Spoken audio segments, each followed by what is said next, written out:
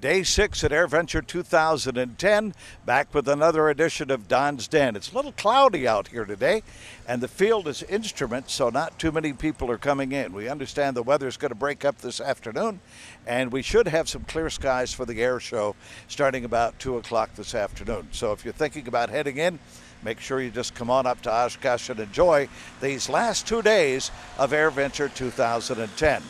Today we're going to be talking to you about 3 avenues of entry level into aviation. One is the light sport aircraft. And behind me, here is a display of the Tecnam aircraft. This is one of many in the light sport category. 1,320-pound gross weight. As a light sport pilot, after about 25 to 30 hours of training, you can fly 1 passenger, daytime only, no nighttime flying, elevations of 10,000 feet or out in the mountainous areas 2,000 feet above the terrain. And you can do that also in a seaplane up to 1,400 pounds gross weight.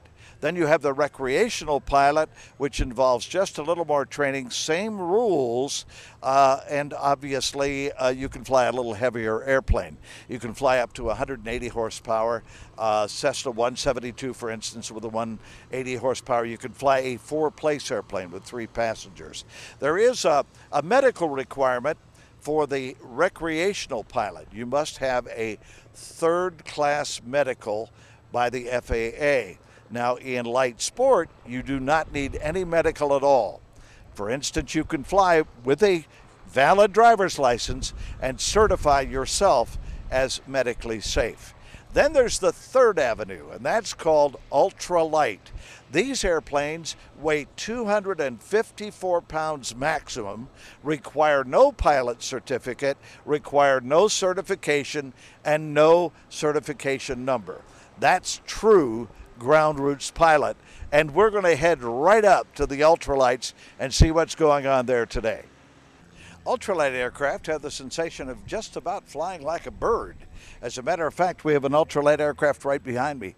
Now, the regulations for an ultralight are 254 pounds. That means the entire airplane weighs 254 pounds. So you're going to find these with a minimum of equipment, minimum of engine instruments and airspeed indicators and all that. It's sort of a let's go flying by feel airplane. This particular one behind me is a kit-built airplane. The entire kit sells for around $16,000 and requires about 100 hours of your time to put it together. Now, here's the deal. No license required to fly this airplane. In addition to that, it's not certified, so it has no N number on the side of it. It does have regulations.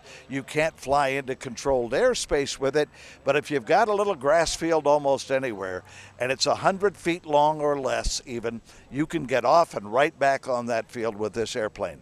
Are they safe? Yes, most generally, the kit airplanes are safe. Now, it used to be that people would just bolt a lawn chair onto a frame with an engine on it, and away they would go. Safety a little bit marginal. But in an airplane like this, where they have taken the time to really engineer the airplane, it's a safe vehicle. And is it fun? Probably couldn't have much more fun than an ultralight airplane. So it's 1 pull on the starter, and this thing's ready to go. We can get off at almost 100 feet or less on this. And honey, if you're watching, I don't know how to break the news to you, but I found a new toy at Oshkosh.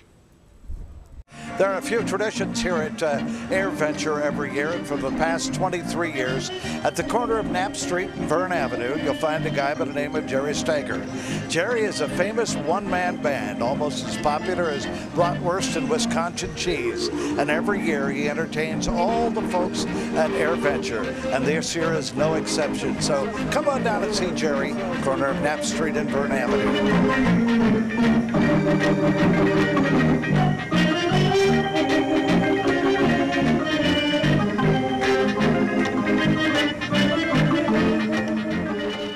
Aviators never get tired of all the displays and airplanes they can see at Oshkosh every year.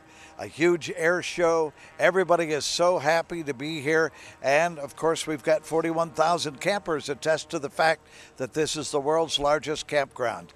Well, it's about to wind up Don's Den for today. We've got another day at Oshkosh for tomorrow. So if you're in the surrounding area, come on down. We've got plenty more for you to see.